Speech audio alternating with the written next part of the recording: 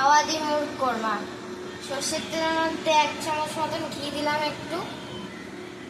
আর এইখানে এগুলো কি করেছিস? এটা টক দই ফেটিয়ে রেখেছি, এটা আদা রসুন বাটা, পেঁয়াজ কুচিয়ে রেখেছি বেরেস্তা করব, কাঁচা লঙ্কা কোচানো, বাদাম আছে বাটবো বলে। এখান থেকে অর্ধেকটা তুলে কিছুটা তুলে রেখেছি লাস্টে দেবো বলে। এর মধ্যে দিচ্ছি বাদাম, সামান্য নুন দেবো। আমরা যেই মশলাটা বানিয়েছিলাম বাদাম দিয়ে সেইটা দিয়ে এবার একটুখানি মিক্সির যে বাটিটা সেটা ধুয়ে আর একটুখানি জল দিয়ে এটাকে এবার চাপা দিয়ে ঠিক মতন ভাবে কষাবো। তো আমাদের আওয়াজি মুরগ কোরমা বানানো রেডি।